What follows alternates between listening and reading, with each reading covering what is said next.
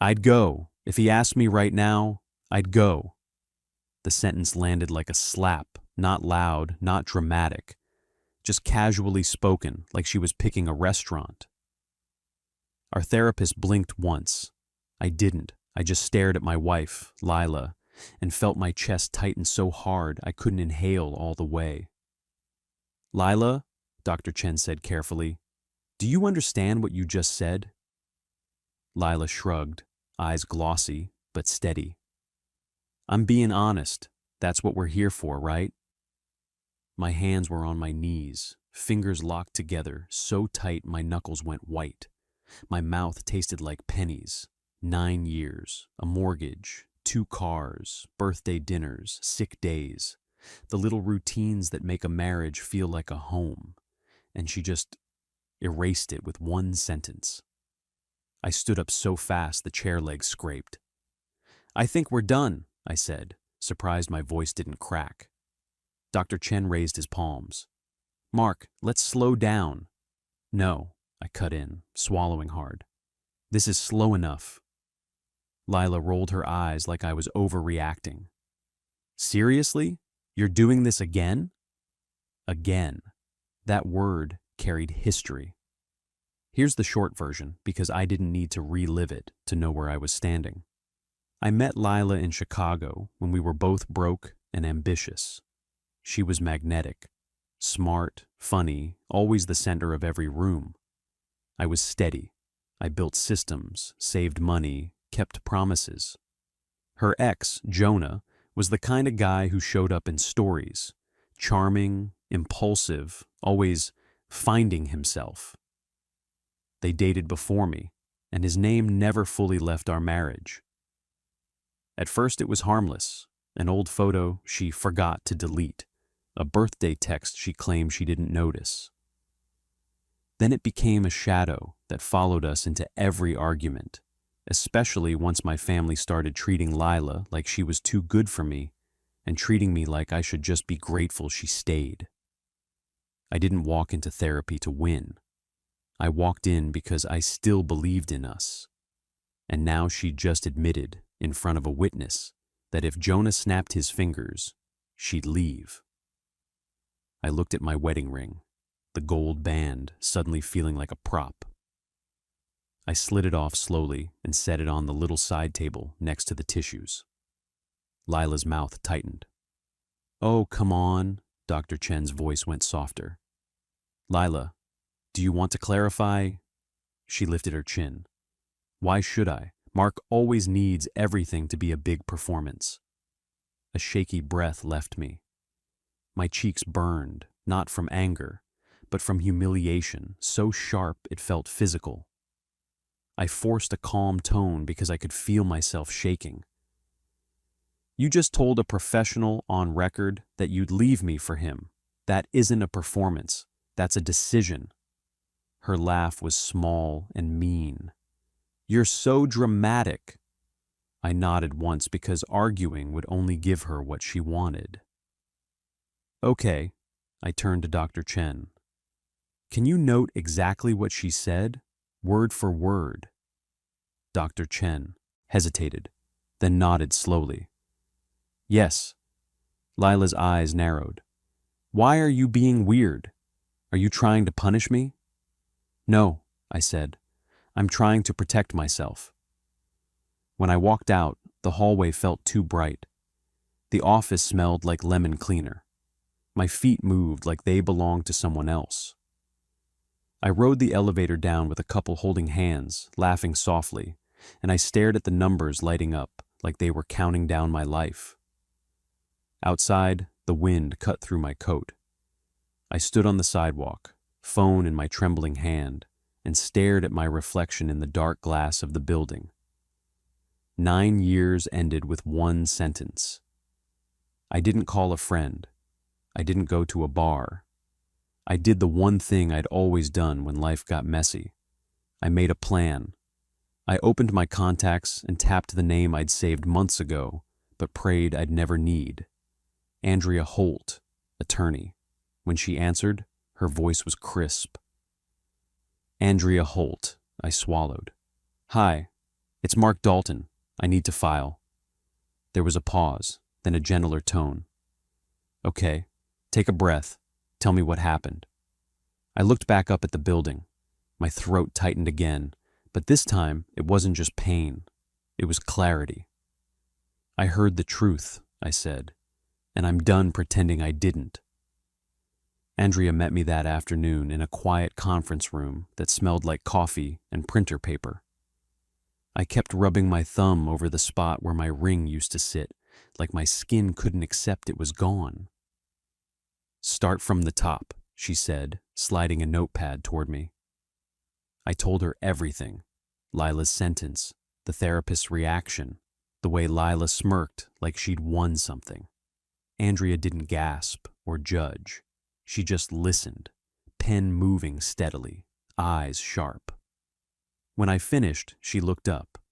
You did the right thing by leaving calmly and asking the therapist to document it? Very smart. My stomach twisted. Smart doesn't make it hurt less. It won't, she said, but smart keeps you safe. Then she asked about finances. I explained our accounts, joint checking, mortgage, her savings, my retirement. She nodded, then said something that made me blink. You said you manage the systems at your company. What's your title again? Operations director, I said. Mid-level, nothing fancy. Mid-level doesn't mean powerless, she replied. And you also mentioned a trust? I hesitated. My mouth went dry. Yeah, my grandfather set up a family trust years ago. It's complicated. Complicated how? I stared at the tabletop. My family doesn't like talking about it. They act like money is a prize you only deserve if you behave the way they want. Andrea leaned back. Do you know the name of the trust? I did. I'd seen it once on a thick envelope my grandfather handed me after my wedding.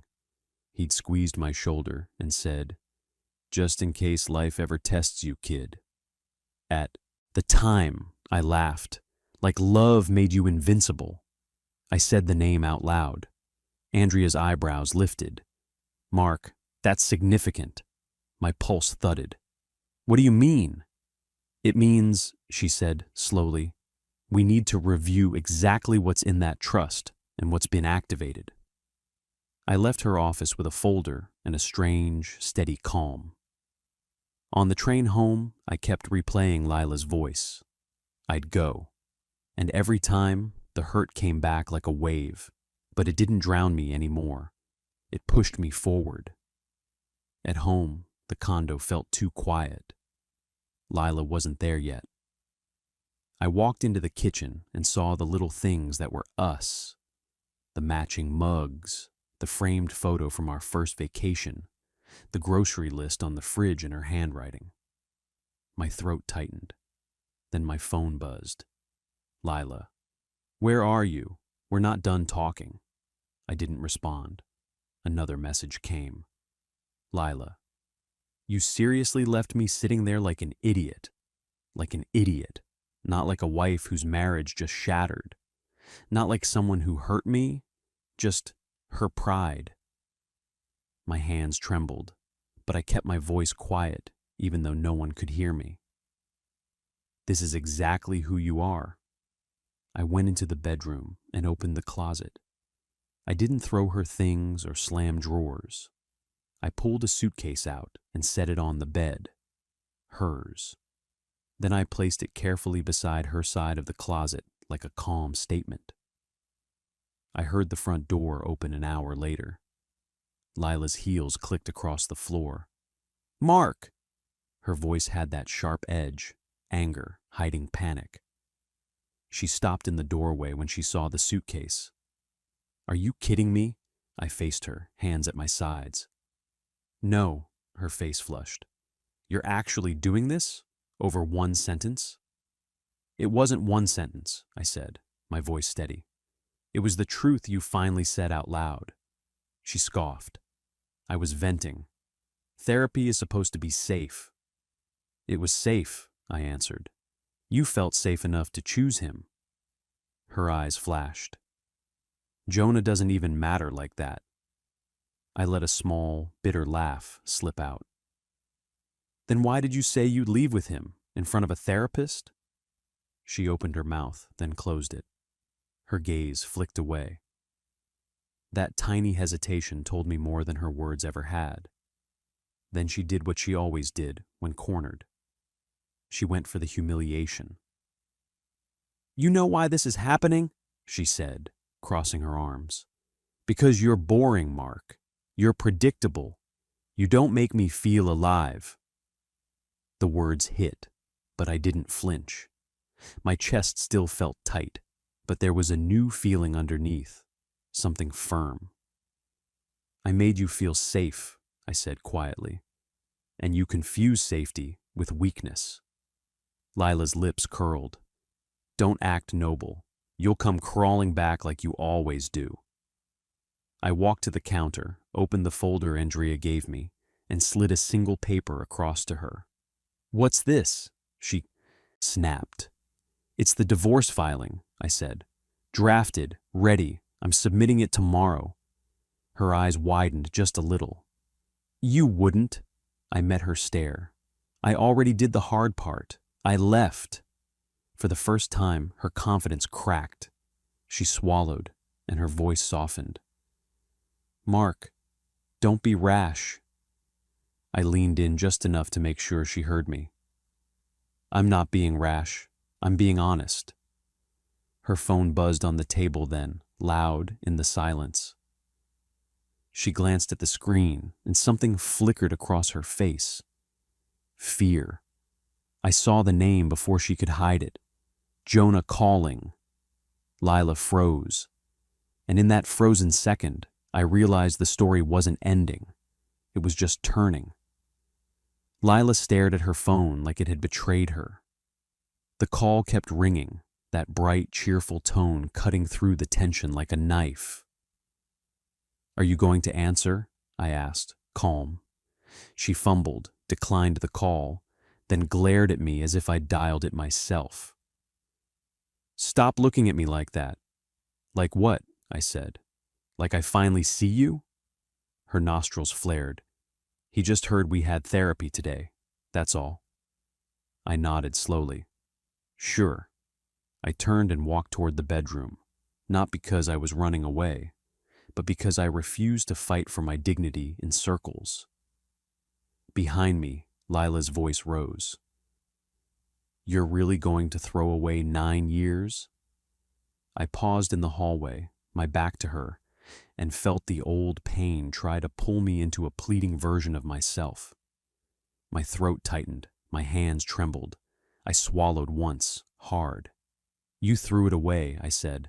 I'm just picking up what's left. I shut the door gently. That night, I slept on the couch. Not out of drama, out of distance. At 3:12 a.m., my phone buzzed again. Unknown number. I stared at it, heart thudding. Then I answered. Mark? A man's voice said. Smooth. Familiar from old stories Lila used to tell like they were funny. It's Jonah. I sat up, the blanket sliding off my shoulder. Why are you calling me? He exhaled like he was annoyed I'd ask. Lila isn't answering. I figured she's with you. She is, I said. So what do you want? There was a pause, then a low laugh. Man, I didn't think she'd actually say it out loud. She finally admitted she'd leave? My stomach dropped. The humiliation came back. Warm cheeks, tight chest. But it mixed with something else now, certainty. So you knew, I said. Of course I knew, Jonah replied, like it was obvious. We've been talking for months. She's been telling me you're stable, safe, that you'll always be there. You're the guy who forgives. His words were calm, but they were meant to sting, and they did, just not the way he expected. I took a slow breath. Listen carefully, Jonah. She's not leaving with you. She's leaving alone. He chuckled.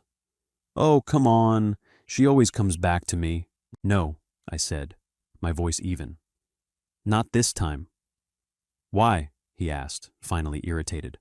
Because you're mad? Because I filed for divorce, I answered. Silence. I could almost hear him recalculating. Then he said, quieter, You filed already? Yes, I said. And there's something else you should know. What? I looked at the dark living room, the city lights blinking through the window like distant witnesses. You didn't win anything. You just exposed what she's been hiding. His tone shifted. What are you talking about? I'm talking about consequences, I said. Good night. I hung up before he could respond. The next morning, I didn't shout or accuse. I moved like someone finally choosing himself. I met Andrea at her office, signed the papers, and handed over the note Dr. Chen had emailed me, an official summary of the session, including Lila's exact words. Andrea nodded. This is clean, calm, strong. I let out a breath that felt like the first real one in weeks. What happens next? We serve her, Andrea said, and we protect what's yours. Then she opened another file, one I didn't recognize. I also contacted the trustee listed on your grandfather's documents, she said. Mark, you need to hear this. My pulse quickened. Okay. The trust your grandfather created, Andrea continued. It was designed to activate fully if you ever faced a marital dispute involving financial risk. He worried someone would try to use love to access your future. My mouth went dry. My grandfather planned for this? Andrea slid a letter across the table. Cream paper, elegant signature. I spoke with the trustee this morning, she said. Mark, as of today, you are the controlling beneficiary of assets that were being held until a trigger event. I stared at the number on the summary sheet and felt dizzy. It wasn't lottery money. It was something steadier, something real, the kind of support that could rebuild a life without begging anyone. Andrea watched my face. Your grandfather didn't do this to make you cruel. He did it so you'd never feel trapped. When I got home, Lila was pacing, phone in hand, eyes red like she'd been crying more from fear than regret. What did you do? She demanded. I set my keys down carefully. I told the truth, legally. Her voice cracked. Mark, please, we can fix this. I looked at her, really looked. The woman who used to hold my face and promise forever. The woman who called me boring. The woman who said she'd go. I hope you find peace, I said softly, but it won't be at my expense. Behind her, my phone buzzed with a new email from the trustee confirming everything in writing. Lila noticed my calm and faltered. What is that? I didn't gloat. I didn't smile. It's my life, I said. The one I'm taking back. And as I walked past her toward the window, the city looked different. Not colder, not lonelier, just wide open. Because sometimes the most powerful revenge isn't yelling. It's choosing yourself and walking away with quiet dignity.